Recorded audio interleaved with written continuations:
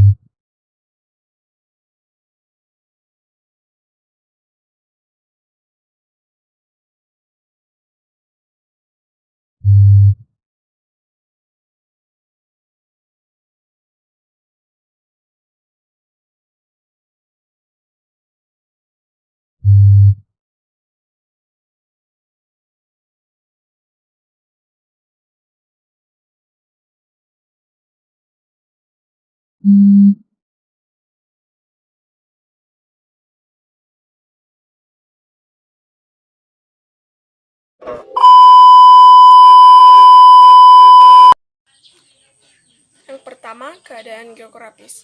Pada abad pertama Masehi, tanah Israel disebut Yudea. Setelah perang Yahudi tahun 135, disebut Syria Palestina, dan sekarang disebut dengan Palestina.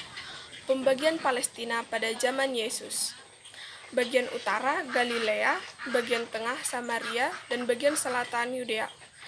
Wilayah Yudea terletak di Palestina Selatan, merupakan daerah pegunungan dengan lahan daerah yang gersang dan kering.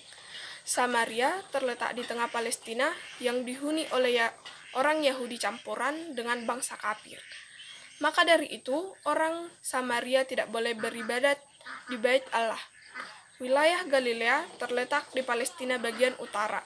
Di sini terdapat desa Nazaret, yaitu tempat tinggal Yesus. Daerah Galilea merupakan daerah yang subur dengan danau Tiberias yang menjadi sumber hidup masyarakat. Keadaan ekonomi. Sebagian besar penduduk Palestina adalah rakyat kecil yang keadaan ekonominya cukup memprihatinkan. 40% dari penghasilan mereka diserahkan kepada bangsa Romawi dan Bait Allah. Sebagian besar penduduk Palestina adalah rakyat kecil yang keadaan ekonominya cukup parah karena penghasilannya yang sangat kecil. Situasi seperti ini masih diperparah dengan beban berbagai pajak dan pungutan untuk pemerintah, untuk angkatan perang Romawi, dan untuk aristokrat setempat, dan juga untuk Bait Allah. Yang ketiga, keadaan politik. Sebelum Yesus lahir, Palestina sudah berada di bawah penjajahan kerajaan Persia, Yunani, dan Romawi. Selain itu, masyarakat Palestina juga dikuasai oleh raja-raja dan pejabat-pejabat boneka yang ditunjuk oleh penguasa Romawi. Kehadiran bangsa Romawi dan pejabat boneka menguasai seluruh keadaan politik di Palestina.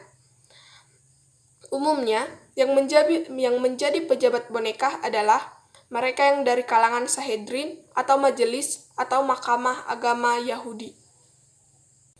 Yang keempat, keadaan sosial budaya. Palestina terbagi dalam 3 kelas. Yang pertama, tuan tanah, yang kedua, pemilik tanah kecil dan kaum buruh, dan yang ketiga, perajin dan budak. Masyarakat pada zaman Yesus lebih banyak mendapatkan tindakan diskriminasi. Diskriminasi ini berupa diskriminasi rasial, diskriminasi seksual atau perendahan martabat perempuan, diskriminasi dalam pekerjaan, diskriminasi terhadap anak-anak, dan diskriminasi terhadap orang-orang yang menderita, sakit, dan pelacur. Yang kelima, keadaan religius agama. Bagi orang Yahudi, hukum Taurat menjadi panutan utama dan dalam hidup religius mereka. Maka dari itu, bagi orang Farisi dan Imam Agung, menjadi umat Allah berarti ketaatan yang ketat pada setiap detail hukum Taurat. Orang-orang Farisi kerap kali menindas masyarakat Yahudi, oleh karena hukum Taurat yang sudah dimanipulasi hukum dan aturannya. Masyarakat Palestina pada zaman Yesus. Yang pertama, alasan ahli Taurat kontra dengan Yesus. A. Dalam kaitannya dengan hukum Taurat Musa, Yesus dianggap telah melanggarnya. Misalnya, menyembuhkan orang sakit pada hari Sabat, mengizinkan muridnya makan tanpa terlebih dahulu mencuci tangan, dan lain-lain. B. Ajaran Yesus dianggap bertentangan dengan hukum Taurat Musa. Contohnya, hukum kasih. C. Yesus mengajarkan kepada bangsa Yahudi untuk membalas kejahatan dengan kebaikan dan cinta kasih. Yang kedua, alasan para bangsawan kontra dengan Yesus. Kaum bangsawan menolak konsep Yesus tentang harta dan kekayaan. Kaum bangsawan lebih menekankan kekayaan duniawi, yaitu semakin kaya seseorang, maka semakin ia dihormati oleh orang lain. Bagi Yesus, kekayaan adalah sarana untuk membantu seseorang agar dapat lebih berbuat baik kepada sesama yang membutuhkan, atau orang miskin, sakit, terlantar, dan lain-lain. Bagi Yesus, kekayaan yang sesungguhnya adalah kekayaan yang terletak pada kekayaan harta surgawi.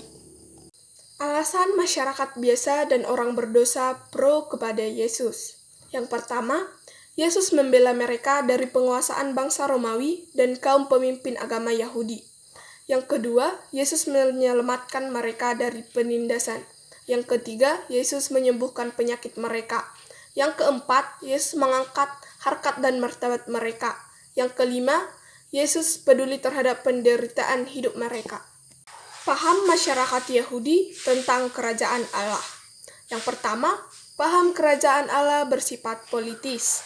Kerajaan Allah bersifat politis merupakan paham yang disampaikan oleh kelompok kaum Zelot atau kelompok Yahudi yang menentang kekuasaan bangsa Romawi di Palestina. Bagi orang Zelot, kerajaan Allah hanya tercapai bila Yesus tampil sebagai tokoh politik untuk melawan penindasan bangsa Romawi. Kerajaan Allah akan tercapai bila Yesus hadir sebagai raja. Yang kedua, paham kerajaan Allah bersifat apokaliptis. Kerajaan Allah bersifat apokaliptis merupakan pandangan dari kelompok masyarakat biasa dan pendosa. Bagi mereka, kerajaan Allah hanya akan tercapai jika Allah hadir untuk meruntuhkan kekuasaan dunia dan mendirikan dunia baru di mana tidak ada lagi penderitaan. Yang ketiga, paham kerajaan Allah bersifat yuridis religius. Kerajaan Allah bersifat yuridis religius merupakan pemahaman yang disampaikan oleh kelompok ahli Taurat dan orang Farisi. Menurut mereka, kerajaan Allah sudah ada dan akan ada. Yuridis berarti kerajaan Allah sudah ada melalui Taurat Musa. Religius berarti kerajaan Allah yang akan datang atau setelah kematian yang diperuntukkannya hanya bagi orang-orang yang taat kepada Taurat Musa.